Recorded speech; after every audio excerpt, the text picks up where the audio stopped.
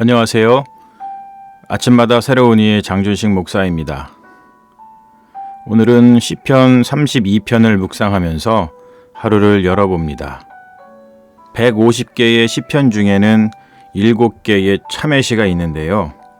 그 중에 하나가 오늘 우리가 묵상할 시편 32편입니다. 시편에 있는 7개의 참회시 중에 32편이 가장 중심이 되는 참회시라는 생각이 드는데요.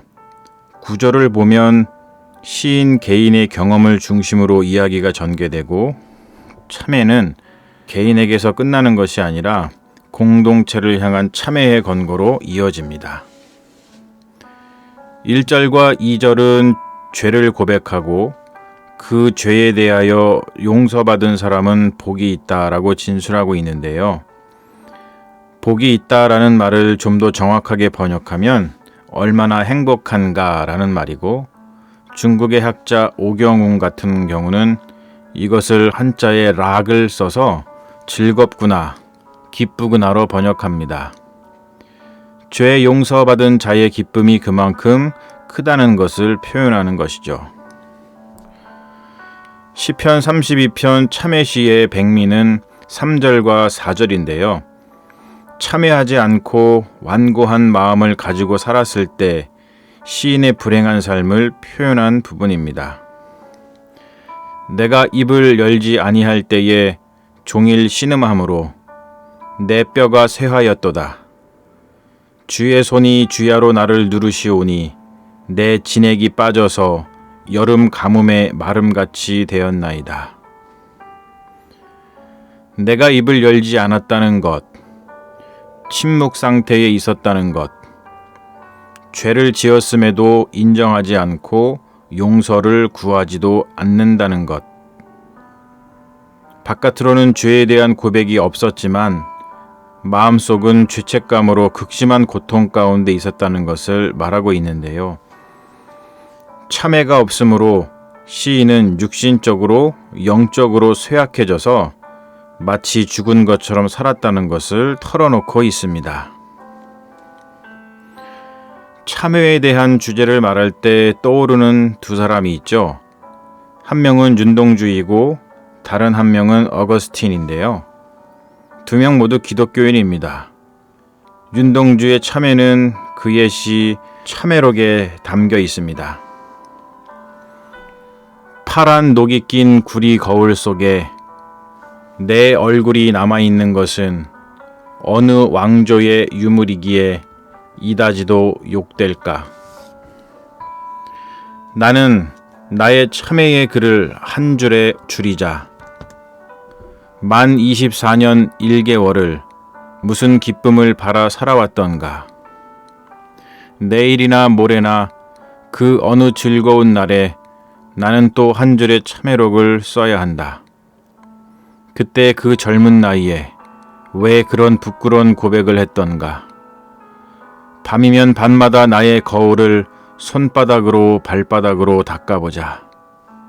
그러면 어느 운석 밑으로 홀로 걸어가는 슬픈 사람의 뒷모양이 거울 속에 나타나온다.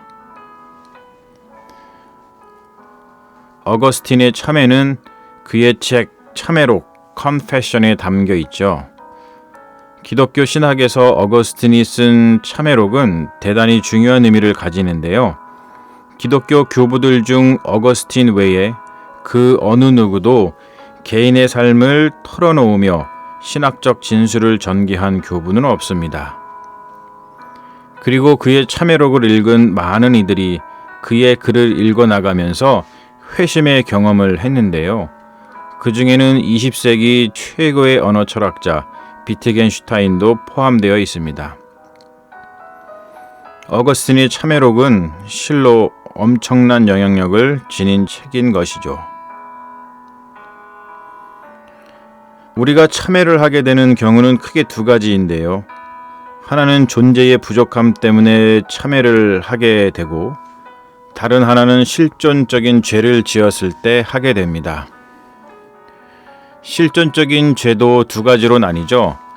하나는 남에게 해를 끼치지 않았지만 도덕적인 죄를 지었을 때, 다른 하나는 남에게 해를 끼친 죄를 지었을 때입니다.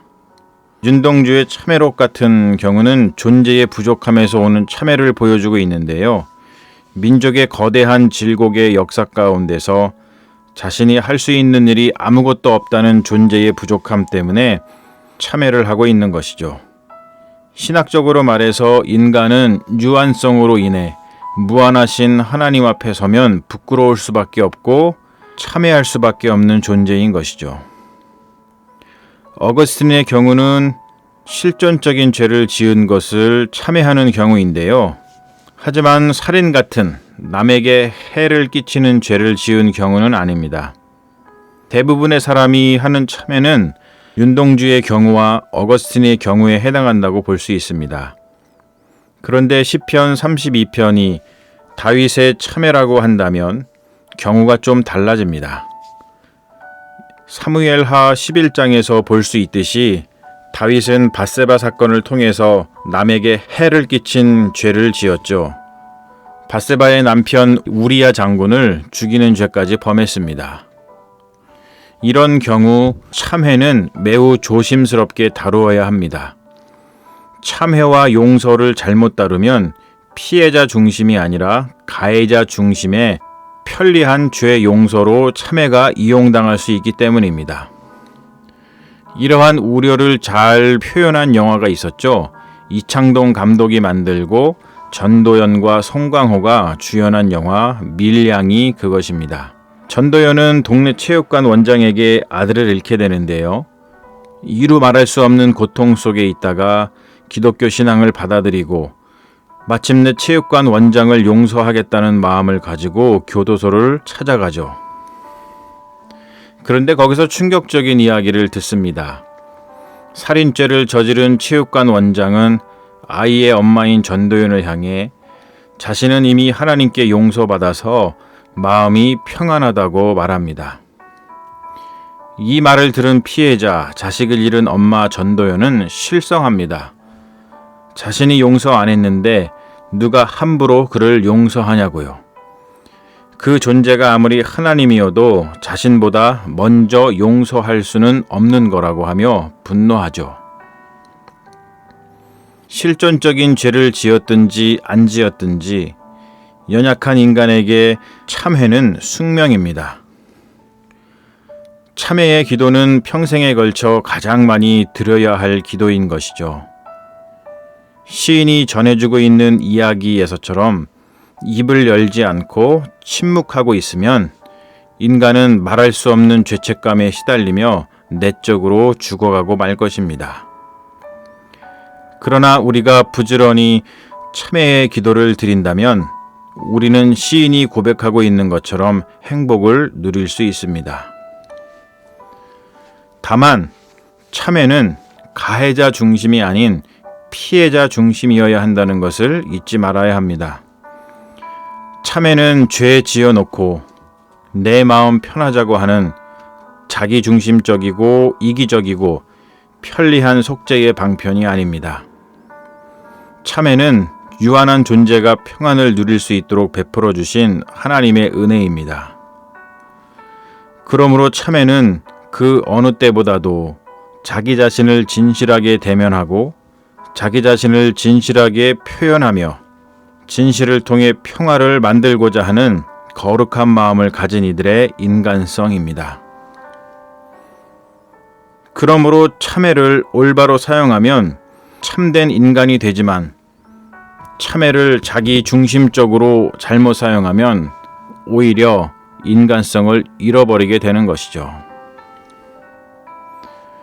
오늘 하루, 아니 평생에 걸쳐 윤동주가 그랬던 것처럼 밤이면 밤마다 나의 거울을 손바닥으로 발바닥으로 닦으며 진실하게 참회하며 인간성을 잃지 않고 간직하는 행복한 인생이 되시길 소망합니다. 여러분, 좋은 하루 되세요.